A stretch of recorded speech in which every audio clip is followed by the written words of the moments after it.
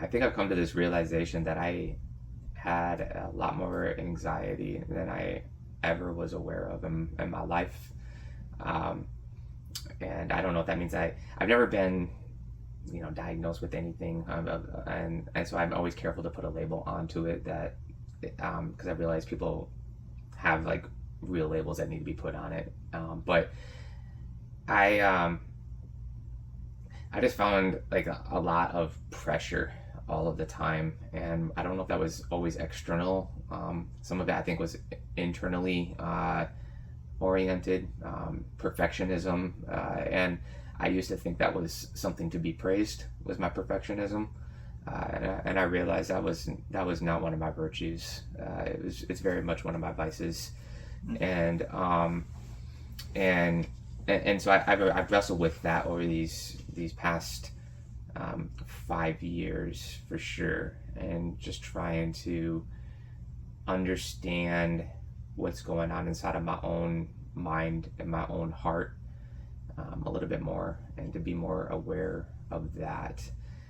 I think before I wouldn't want to ever really touch any of that. I'm here to kind of help other people focus on others. But I realized if I wasn't in a better place for myself too, then I wouldn't be able to do that as effectively as I ought to be.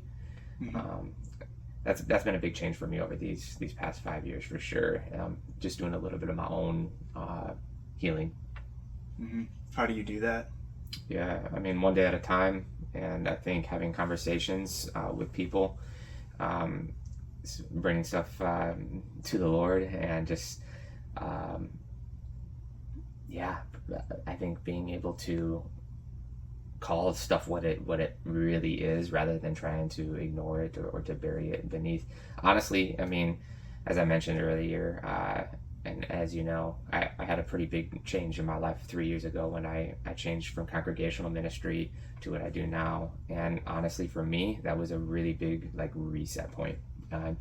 So for me, how do I do that? Some of it was in total change of environment, and I had to kind of sit down and like, okay, if we're doing this change, you cannot just pick up everything that you're carrying and bring it to a new location with you. You can't do that. And so if we're going through all of this change, you can't just change your circumstances and think like, okay, so then all of these other things are just going to kind of fall in place as a result of that, and so I just had to, I think, just get honest with myself too, and just look at that and say, okay, what do I need to change, and what do I have control and influence over? Because my circumstances aren't the problem. I'm going to bring my own disordered heart into a new set of circumstances. So Right.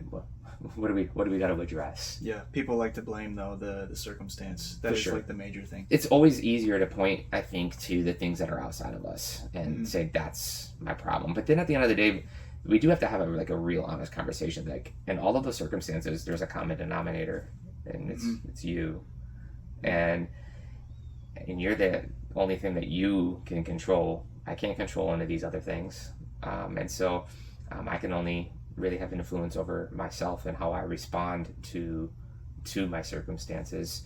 And so I think that's a conversation that we really have to have with ourselves, as not just how do we change our circumstance, but how do I change my heart? How do I change my attitude? How do I change how I approach this circumstance? What can bring us to that point where we're able to humble ourselves in that way to not only hear it from God, but also to address it? Yeah. Because so much of the time we're burying it. Yeah. Like you said earlier, like you realized years ago that there was a lot more anxiety that you were dealing with. So, something happened where you were able to notice it more. Yeah, yeah, and I think that's a key part of it, is like notice it more, right? Because it's not like it all of a sudden came or sprung; it was always there. And in fact, as I even kind of think about that, not to kind of be revisionist as I look over my life, but I'm like, you know what? Even as a kid, that's what that was. I didn't realize that. It's always been there. I just didn't know what that thing was and how to deal with that or how to address that. And so there's a part of that, and first of all, dealing with it. Sometimes things have to get a little bit worse before they get better. And I know it's a little cliche to say that, but it's like you kind of have to let everything out of the closet, and that gets messy, you know. And so you realize like, oh man, that's a lot darker than I realized, and I had tucked that away for a little bit. But I think another part of that, of what gets us there, honestly, is the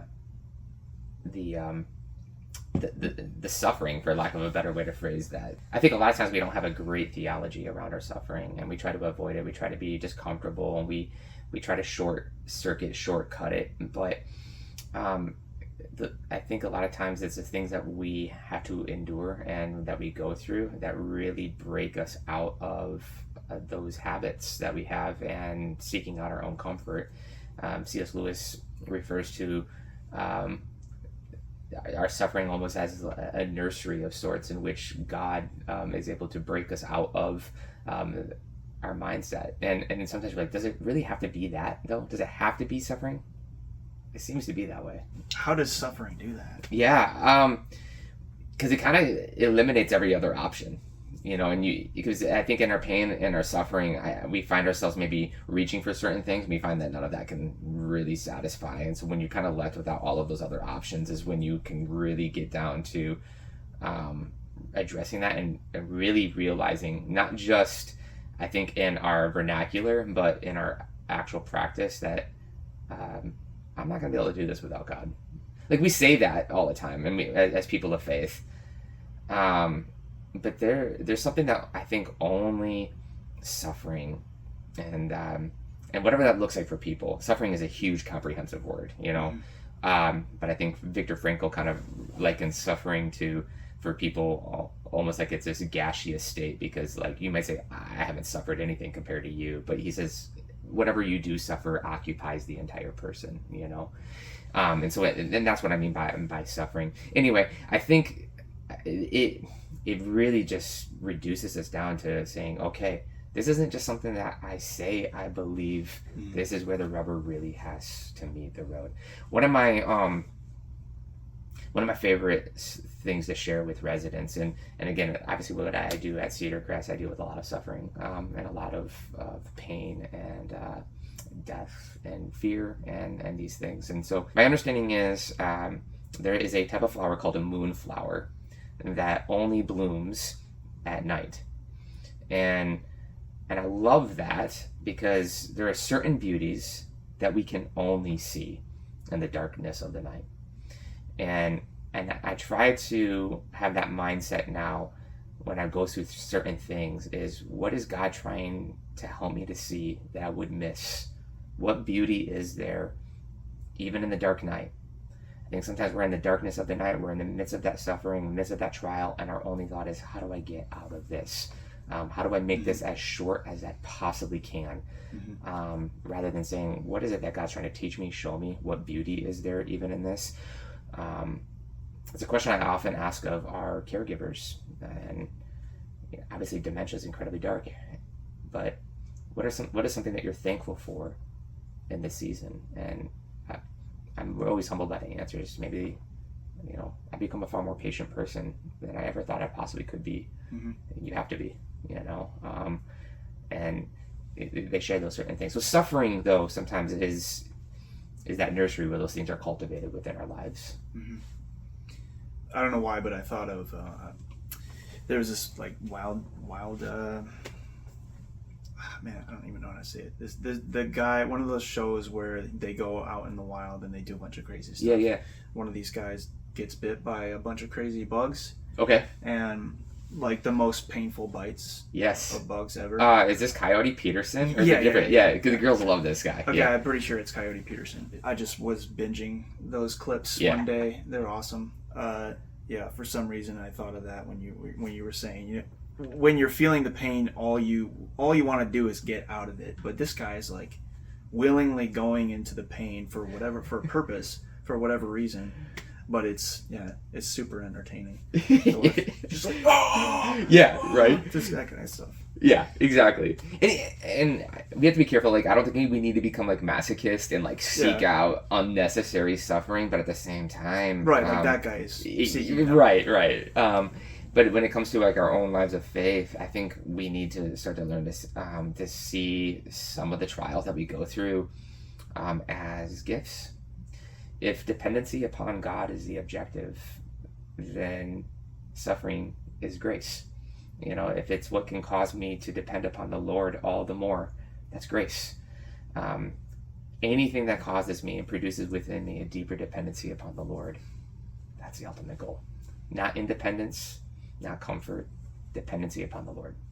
A book that was very influential to me is by Tish Harrison Warren, called Prayer in the Night, and actually the moonflower illustration is something that she elaborates within that.